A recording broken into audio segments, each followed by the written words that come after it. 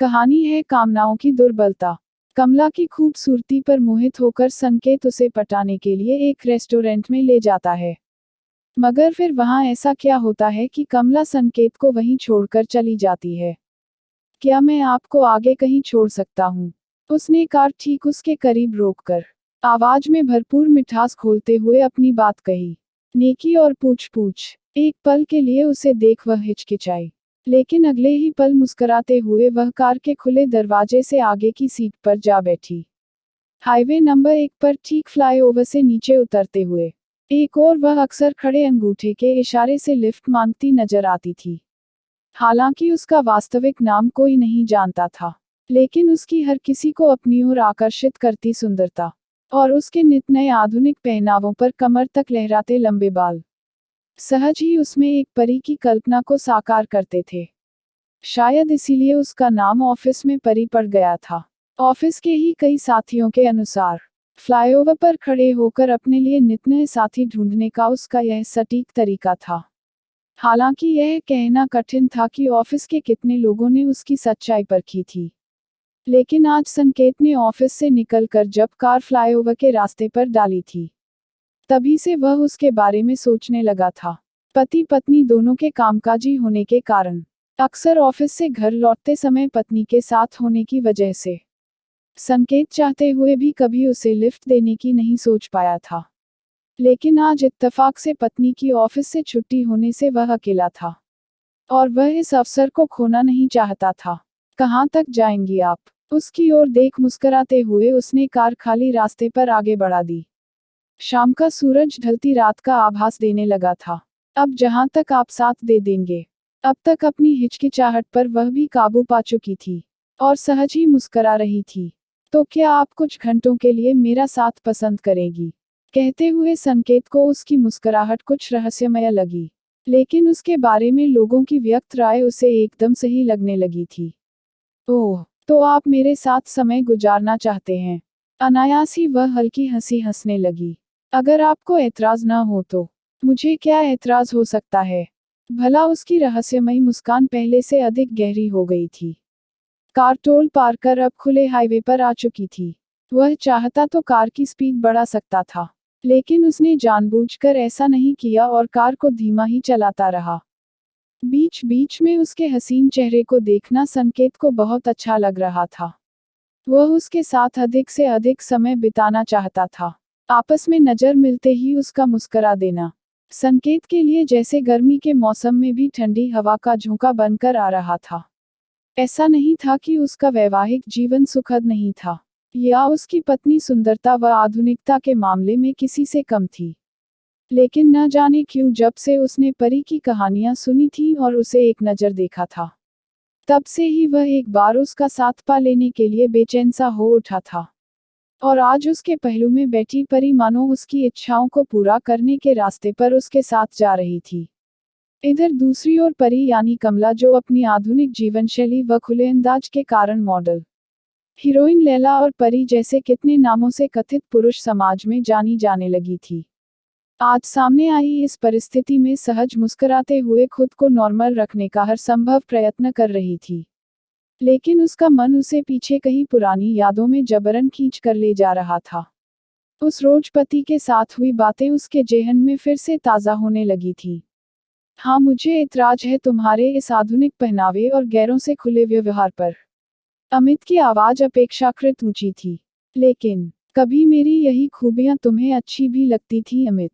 अब ऐसा क्या हो गया जो तुम्हें ये सब बुरा लगने लगा? वह भी पलटकर जवाब देने से नहीं चूकी थी। कहीं ऐसा तो नहीं, जिन नजरों से तुम मेरी सहेलियों को देखते हो, वही मानसिकता तुम्हें हर पुरुष की लगने लगी है? कमला, अमित एकाएक गुस्से से चिल्ला पड़ा था। तुम्हें कोई हक नहीं मुझ पर इस तरह आरोप लगाने का।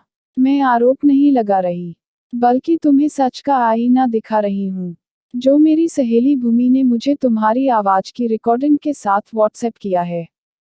चाहो तो तुम स्वयं इसे सुन सकते हो। कहते हुए उसने अमित के सामने अपना मोबाइल फेंक दिया था।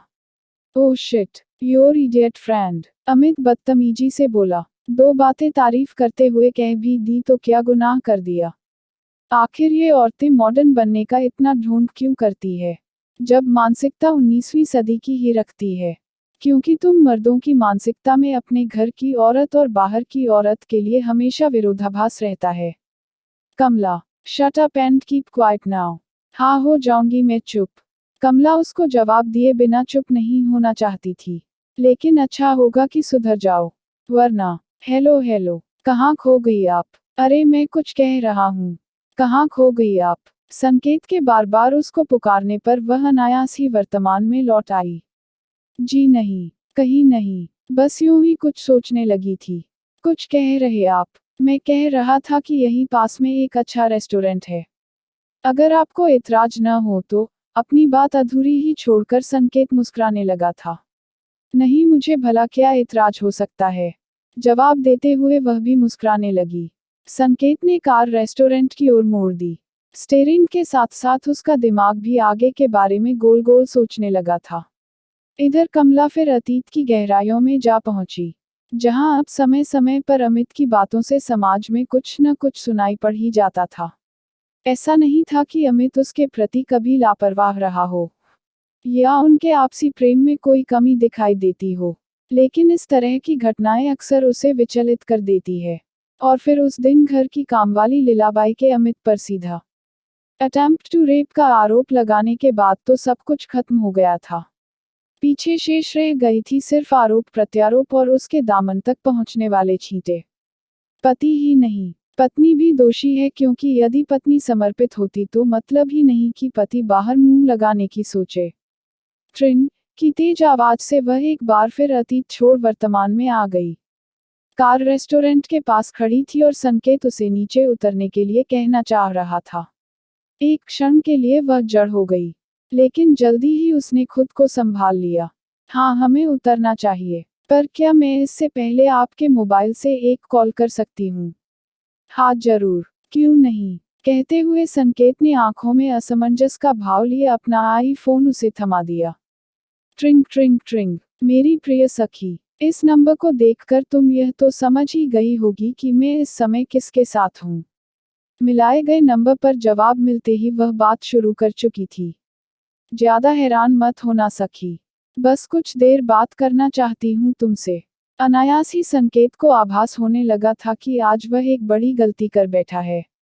परी उसे बखूबी जानती है और दूसरी ओर फोन पर अवश्य ही उसकी कोई जानकार है, जिससे वह इस समय बात कर रही है। तुम्हें याद है न सखी? वह अपना वार्तालाप जारी रखे हुए थी और अनायास ही उसने फोन को स्पीकर मोड पर कर दिया था। तुमने मुझसे कहा था कि यदि पत्नी समर्पित और सच्चरित्र हो तो कोई कारण नहीं कि पति के कदम भटक जाएं। और मैं तुम्हारी इस बात का कोई जवाब नहीं दे पाई थी, क्योंकि मैं खुद भी नहीं समझ पाई थी कि मेरा पति क्या वास्तव में भटका हुआ था, या सिर्फ मेरी कामवाली का उस पर लगाया गया आरोप महज एक हादसा था। पहले मुझे यह बताओ कि संकेत कहाँ है? स्पीकर पर पत्नी की आवाज सुन एक क्षण के लिए वह सिहर गया। इस बदलते घटनाक्रम को देखकर वह कार को रास्ते के एक ओर रोककर पूरा माजरा समझने का प्रयास करने लगा। फोन पर पत्नी की मनोस्थिति महसूस कर वह अब खुद को निष्क्रिय सा महसूस करने लगा था। चिंता मत करो भूमि, तुम्हारा पति मेरे साथ है, और हाँ, मैं ऐसा कुछ नहीं करने जा रही जैसा कि लोग मेरे बारे में सोचते हैं। उसके शब्द जैसे संकेत का उपहास उड़ा रहे थे, जो अपने कई कथित साथियों की तरह उसके बारे में एक गलत राय बना बैठा था। और हाँ, न ही मैं तुम्हारी निष्ठा और समर्पण पर कोई सवाल उठा रही हूँ। बस मैं तो अपनी बात कहते हुए उसने एक जलती नजर पास बैठे संकेत पर गड़ा दी थी। मैं तो उस सवाल के बारे में सोच रही हूँ जिसका उत्तर मुझे उस दिन भी नहीं मिला था और आज भी नहीं मिला है। यदि पत्नी हर तरह से समर्पित है और उसके बाद भी पति के कदम भटकते हैं, तो यह महज उनकी कामनाओं की दुर्बलता है या सदियों से नारी को भोग्य मान लेने की नरमानसिकता? कमला अपनी सखी भूमि से बात खत्म कर कार का दरवाजा खोल जा चुकी थी और संकेत पत्थर बना मोबाइल की ओर देख रहा था, जिस पर अभी भी पत्नी की हेलो हेलो गूंज रही थी। दूर कहीं शाम का ढलता सूरज रात में बदल चुका था। अगर आपको कहानी पसंद आए तो लाइक और शेयर कीजिए और चैनल को सब्सक्राइब करना मत भूलिए।